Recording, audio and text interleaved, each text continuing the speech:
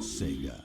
Hello everyone, I'm NTom64. I'm the Flamethrower. And I'm Ex-Gamer Richy. And welcome to the HellfireComms playthrough of Sonic and the Secret Rings, which, by the way, is not underrated, no matter what a younger version of me said back in the day, like 9 odd years ago. Fuck you, Flame. Jesus Christ. It's on the internet, it will be held against you forever, I hope you realise that. Okay, we're just going to put our cards on the table from the start here. I don't think any of us considers this a good Sonic game. I like it, it's a guilty pleasure for me, but the other two, I'm pretty sure, hate it. Don't you, Flame? Yeah, well, I will say this is, out of all the Sonic games I've actually played, this is absolutely my least favourite. Mainly motion controls, but we'll delve into the exact specifics throughout the playthrough, I'm sure. And I'm sure you echo those sentiments, Rich. Pretty much, I do really dislike it. I like the idea of it, and I like some of the performances in it, but gameplay-wise, it's abysmal, and when we eventually get to the final boss, actually physically painful, which is always a bad thing for a game. Yeah, usually. But also, it's just... it's just crap. And nothing can really save it in my eyes. Well, I suppose I should talk about the game a little bit here. As you can see, all cutscenes are presented as if we were reading an actual book, which is great for video games, which are moving picture entertainment for the most part. But the basic conceit is, what if Sonic was in the world of the Arabian Nights? You know, Alibaba, Sinbad, Jinns, that's D-J-I-N-N-S, etc. Not like Gene from God Hand or something, but I'm getting off topic here. You must have seen old cartoons back in the day where it's like, it's sort of edutainment, but it sort of isn't, where it transposes, like, say, Yogi Bear or Snagglepuss into, you know, certain mythologies. This time we have the Arabian Nights. In the follow-up game, Sonic and the Black Knight, we have Sonic in the world of, like, Arthurian lore, and so on. And Secret Rings and Black Knight were originally going to be a side series known as the Storybook series. That didn't go anywhere. In fact, Secret Rings and Black Knight did so bad that Sega delisted Secret Rings in 2010 due to sub-average Metacritic scores, and they did that in order to increase the value of their brand after positive reviews for Sonic the Hedgehog 4 Episode 1 and Sonic Colors. Now, I agree with Colors, not so much Episode 1. I like Episode 2. We'll probably get to Sonic 4, but I digress. I should probably talk a little bit about, you know, how the game came to be, because this cutscene is going to go on a while, and Indeed it is. Apart from talking about the big bad of the game, the Eraser Jin, who I kind of like. He's very hammy. We'll see more of him later in this part. Yeah, I'm rambling now. So, development. Well, yeah, obviously it was published by Sega and developed by Sonic Team, we know that, but Sega originally planned to release a port of Sonic 06 for the Wii. Citing lengthy development times for port, Sega switched plans and conceived of a Sonic game that would use the capabilities of the Wii Remote. Producer Yujiro Ogawa, who had previously worked on Sonic Adventure, already had the basic idea of Sonic constantly moving forward in his mind and immediately imagined its compatibility with the Wii. When we first started thinking about it, said Ogawa, the system was still called the Revolution, so we're going back a ways here. So we thought we should revolutionize Sonic. Yeah, that turned out great. I wanted to do something that people hadn't seen in previous Sonic titles. I'm going to be reading a lot from Wikipedia here, so I apologise, but I'll try and paraphrase. Master of the Ring, what is thy wish? He later decided that this could be done by using the Arabian Nights, a compilation of Middle Eastern fables, as the game's setting. This inspired the use of Sonic characters as figures from Arabian Nights. Sega removed some of the extraneous elements of recent Sonic games to get back to basic, and there's like ellipses after get for some reason, I don't know. Storyboard director Zachary G. Brown stated that this game could put Sonic the Hedgehog in a whole new light, and boy did it ever. He could reach the top of the charts once more. Oh man, that's tragic and funny at the same time. The game's art and setting were heavily influenced by the games Shadow of the Colossus, Prince of Persia, and God of War. Its cutscenes consistently feature hand-painted static imagery resembling classic art through paint on parchment. On a technical level, it uses physics engine, which Sonic game doesn't. Sega improved the game's camera system to address criticisms of prior Sonic games. And for those of you who remember Secret Rings from back in the day, you may remember it was originally called Sonic Wildfire, when we had just that, CG teaser of Sonic tossing a Wii remote, and he was like, Wildfire. And then I believe it was also going to be called Hypersonic, Sonic and the Secret of the Rings, and then they obviously came to Sonic and the Secret Rings. Sega actually preferred Wildfire over Secret Rings, but they changed it to fit in with the Arabian Nights. And this is just tutorial, lads, so I can stop talking for a bit. Like, you've just read out some of the most baffling, series of events from this development possible. It's even going back to, the very start, the idea of, porting 06 to the Wii. The fucking 360 can't handle that. Putting it on a weaker console, chuck a frame a second. Jesus. And also considering, 06 wasn't even really finished, it was a mess throughout. How can you port... Well, I mean, it has happened before where people have ported messes, and they've continued to be messes, but it's just why would you think that's a good idea? Well, I originally heard that they were, trying to make a game out of the max speed sections. I think that may be fake news at this point. A bit of a Sonic Team whisper, if you will. Well, I mean, isn't the other... either rumour or actual fact that...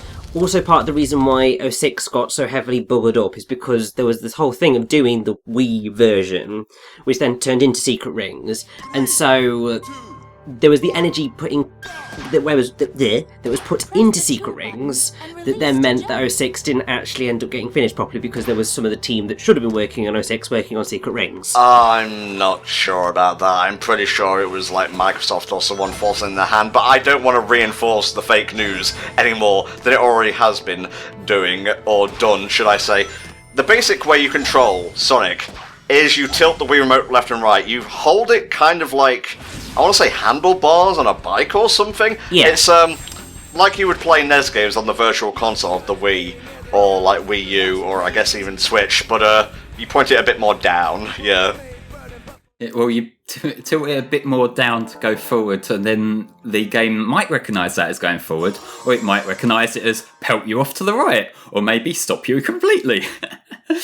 Because this game's motion controls, the idea there, it's clear to understand, but it feels like sometimes it's just not as responsive as it should be.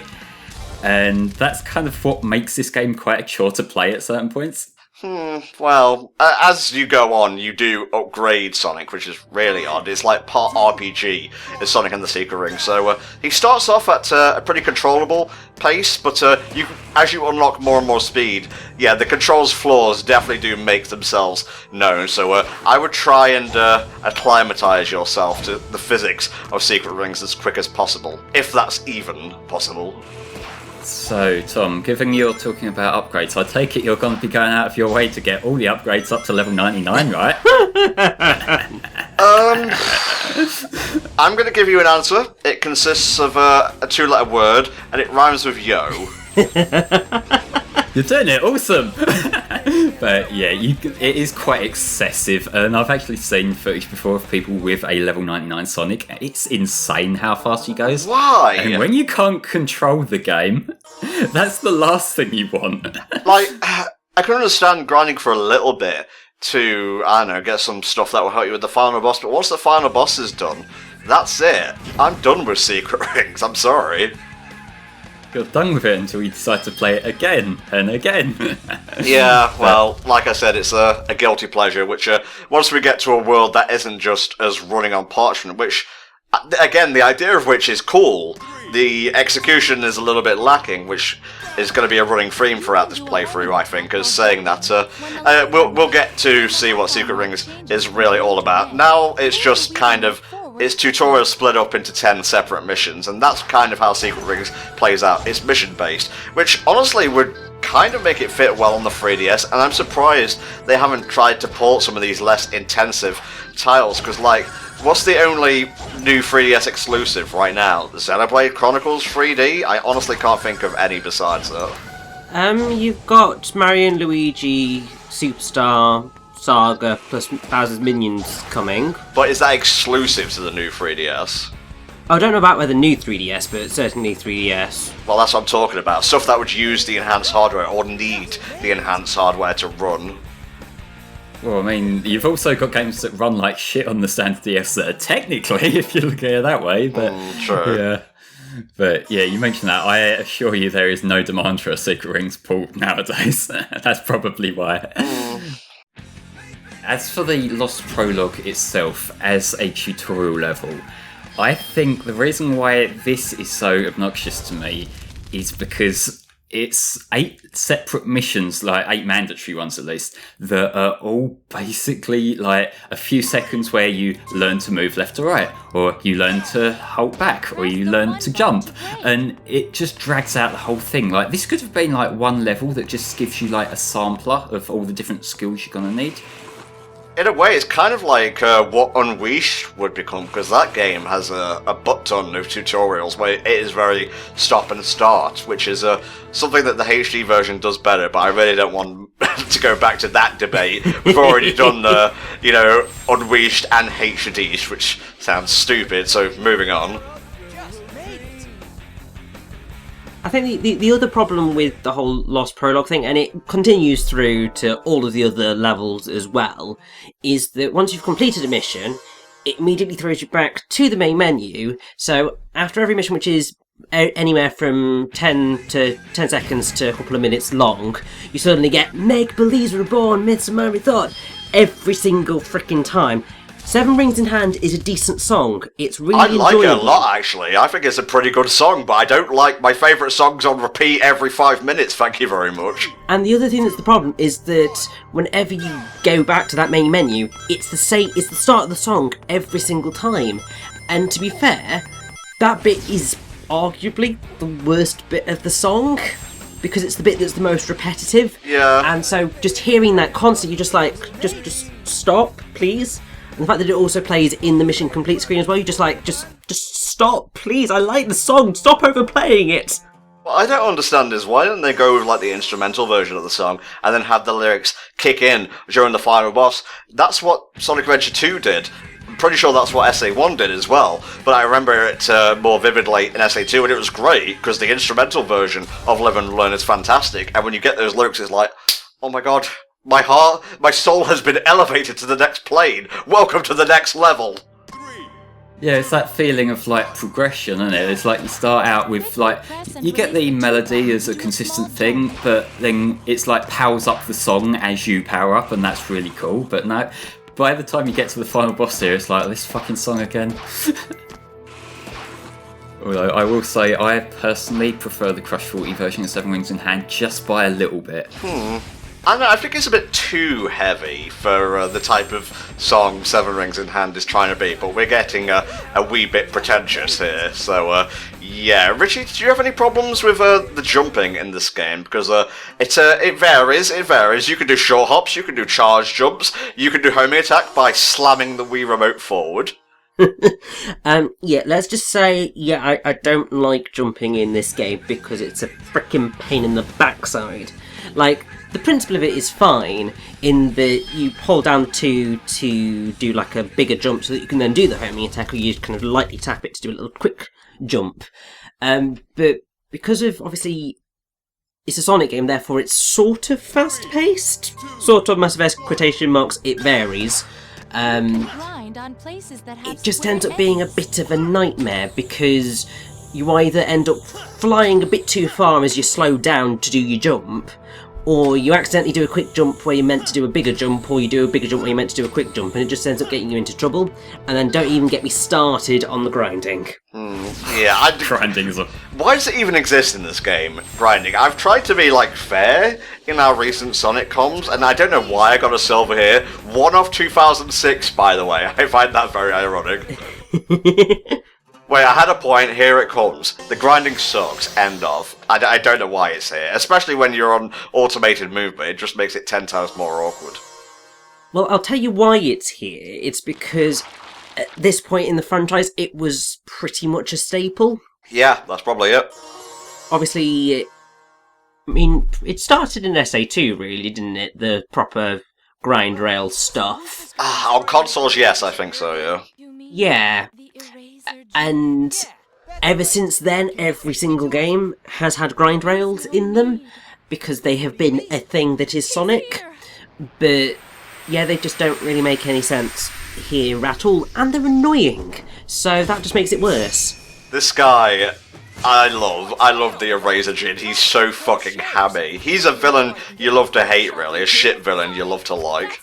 I just find he's like, he feels very overplayed, but in an endearing way, and I can roll with that at any point. I love the stupid, over-the-top kind of characters.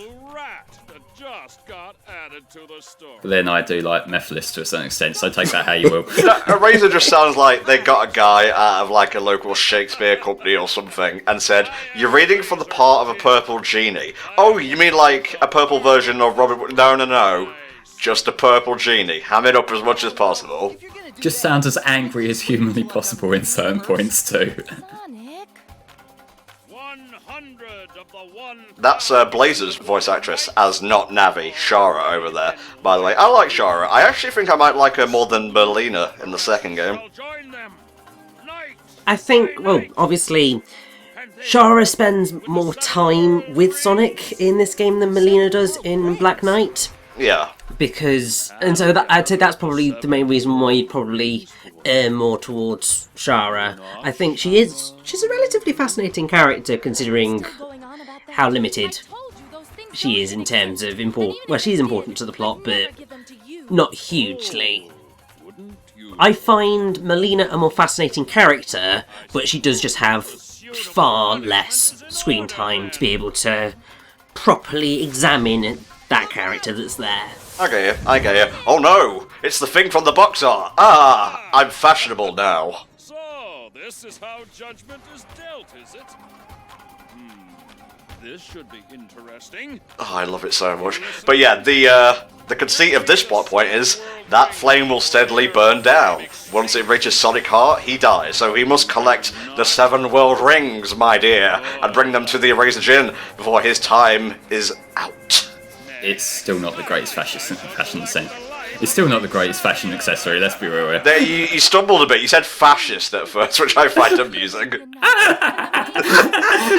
Oh, Sonic, when will your Nazi ways end? We've got another part coming for you all today, so tune in next time. Bye-bye.